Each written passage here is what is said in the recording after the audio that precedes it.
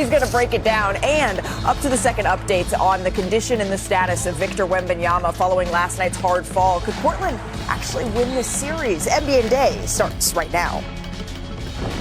We do begin our show with our top story in the NBA today. Victor Wembanyama, he sustained a concussion during the second quarter of last night's Game 2. You can see here he took a hard fall, and this was after he played just 12 minutes. He was placed in concussion protocol and ruled out for the remainder of the game. So I want to bring in our senior NBA insider, Shams Charania, here for more on this. We know, right, that he is in Shams, the NBA's concussion protocol, but what does that mean for him moving forward here? Malika, I'm told Victor Wembanyama did report to the Spurs facility this morning, and his status is uncertain for Game 3.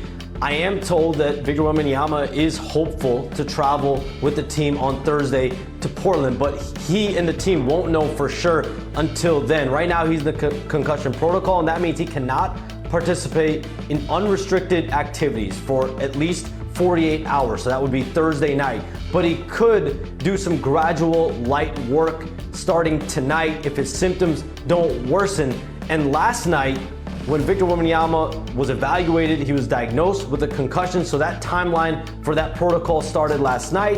He then ended up going home right after the diagnosis to then rest and recover. So the Spurs are taking this very much day by day with Wemby. Okay, so 48 hours from the time he is placed in concussion protocols at least. One thing, though, Shams, that Mitch Johnson did say that I think is important is that he's not being evaluated for anything else other than a concussion. So when he hit the ground really hard, people were wondering about his jaw, maybe his head. Right now, it's the concussion that they are looking at. Shams, thank you very much for that insight. So keeping in mind that 48 hours, let's just take a look at the remaining schedule of the series here between the Blazers and the Spurs. Game 3, Game 4. They will be in Portland Friday and Sunday. You can catch Sunday's game 3:30 Eastern on ESPN. I do think it is worth noting it's a 10:30 p.m. Eastern tip-off on Friday and then an early tip-off on Sunday. And then if necessary, you see Game 6, Game 7. They will be Thursday, April 30th, Sunday, May the 2nd. As we welcome you inside our Los Angeles studio, Brian, I turn to you here first. When you saw Victor go down like that and knowing how long, 48 hours is one thing, but typically this can be 5 or even a week before we could see him back. Right. So first off, we have to acknowledge that concussion symptoms are unpredictable. That's why they have a protocol, because sometimes they show up later. So that is the upsetting news. The thing that you mentioned about him not potentially having any other injuries is really, really relieving, because, you know, even a dental injury you could have seen from that height. The second thing that I think is important is in the playoffs, in the first round, you always get one spot where you get 2 days off between. Sometimes you have two days off, but you always have at least 1 2-day gap. It just so happens that the 2-day gap is between 2 and 3.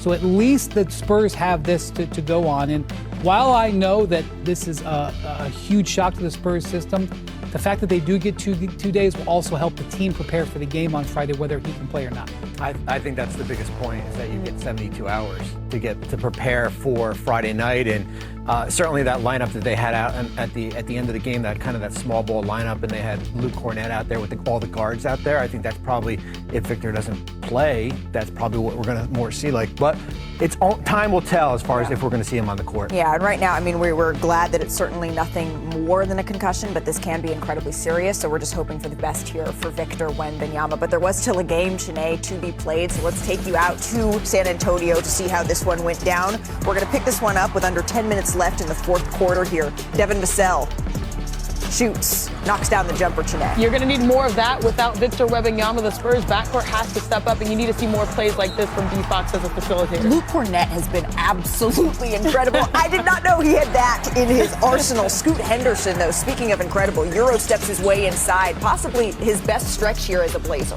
Without question, considering he missed 50 games this year with a hamstring injury, just amazing to get this at this time in the season. Henderson knocks down the 3 there. Next Portland possession here. Henderson kicks it out to Robert Williams the third. Okay, get you a big man who can do an assist.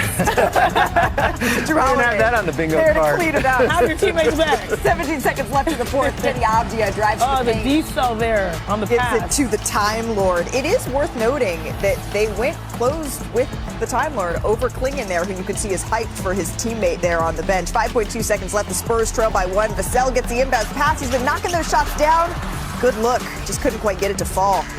still can't believe that one didn't go down. So the Trailblazers, they steal game 2, and they even up this series as they get the 106-103 win here. So San Antonio, remember, they were up by 14 points entering the final 8 minutes and 30 seconds of the fourth quarter. But the Blazers, they went on to close the game shooting 10 for 15. They outscored the Spurs 12-0 in the paint, and San Antonio's backcourt, they didn't make a shot over that stretch. They were 0 for 7.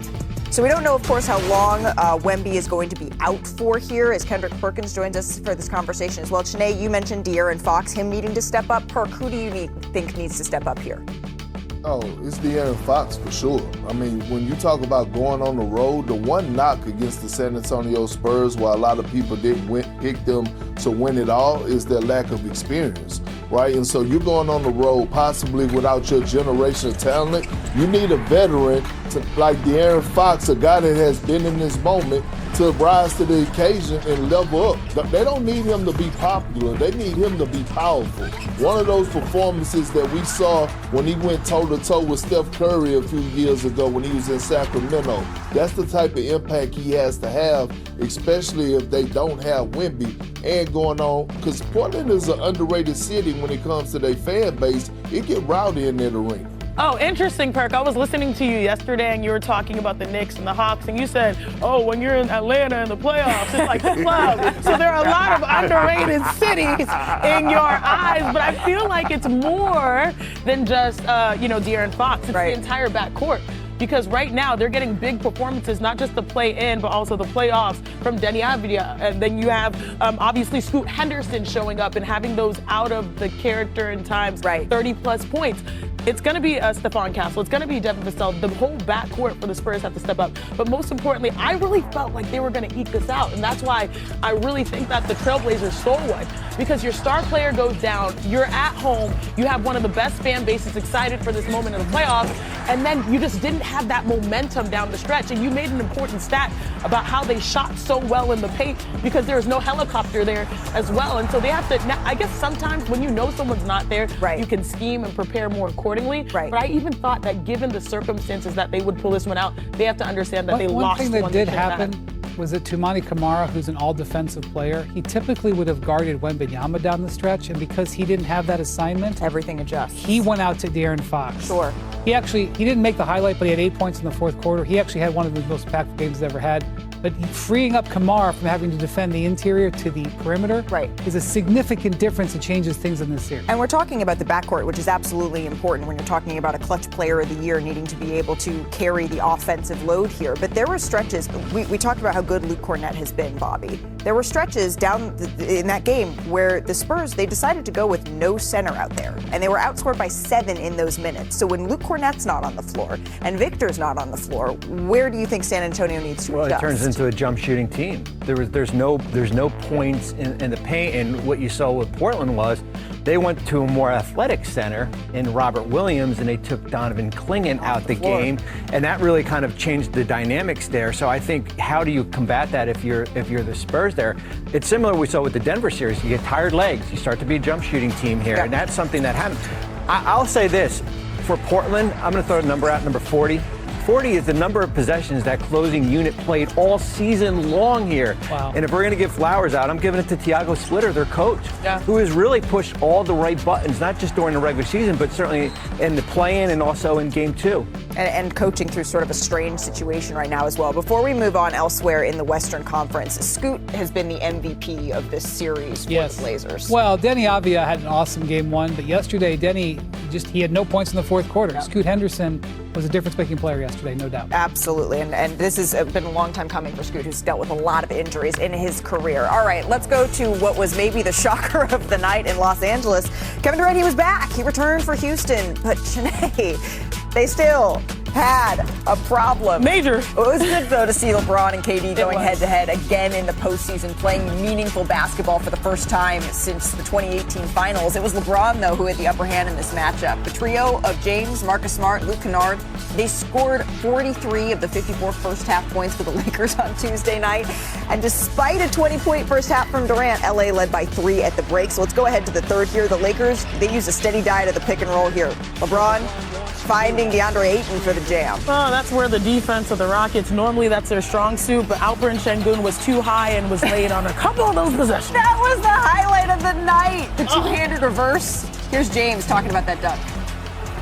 I don't even know what that was about. I gotta sit down now. I gotta sit down somewhere. 41-year-olds on set. Can we still get up like that? Look at this comparison, the side-by-side back in 2004. All right, and then more out of that pick and roll here, Chanae. James drives. Traumatize me real quick. But honestly, I was just so happy to watch LeBron James cook, not only score like we saw in that dunk, but also facilitate. This was a masterclass by a 41-year-old. Uh-oh, you know what time it is? Oh, man, it's island time. Put you on an island. James gets inside, finishes with the left, and then 2.5 to play. The Lakers up 5. Marcus Smart hits Wide the open. corner 3. For a playoff game, there's such little resistance by Houston on defense. And here's the icing on the cake. LeBron backdoor cut, two-handed jam. He finished with 28, 8, and 7. So let's take a listen to Kevin Durant on what went wrong. What was he seeing from that Lakers defense? They start doubling me from possession 1, man. I think I got to be better at not putting my teammates in bad positions when I swing that ball. Sometimes I could beat the double, get downhill, make the shot a little easier for them. Shoot the ball. I mean, two to three people on me, I shoot the ball, we can get offensive rebound. I'm trying to make passes, I'm trying to make the correct, swing the ball sometimes, but I feel like I got to shoot more of those and put my teammates in better position. They're making threes, and we're not. We're getting way more shots than them this series at the rim. We're getting the same amount of threes up. We offensive rebounding well. The difference is they made shots. They got guys that are knocking down shots. I was in that press conference, and I don't think KD was so much surprised by the double team because he saw it so much in the regular season, but there was no answer that they had out of it. You used a good word. You used an SAT word on the Wildly Successful Hoop Collective podcast about the approach here that we need to go, the two-pronged approach for... Bifurcated. Yeah, there's two things going on here. At one point... Wait. First of all, you got to define it. You got to explain it. We're going to take a bifurcated approach to discussing Because I think the Lakers, game. there's two things going on, basically. Perk, it means two things are going on, all right? Okay. The one thing going on is that the Lakers are doing a great job. Yeah. Okay, they have a really good game plan. They got 48 points from Luke Kennard and from Marcus Smart yesterday. That's probably akin to what they would have gotten from Doncic and Reeves, okay?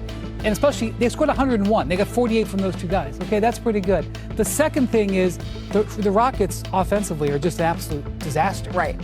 9 turnovers for Kevin Durant. Some of it is his mistake. Some of it is the scheme. Like 101 points. I know that we showed the Rockets screwing up on defense. You can survive 101 points in 2026. You should be able to score 102.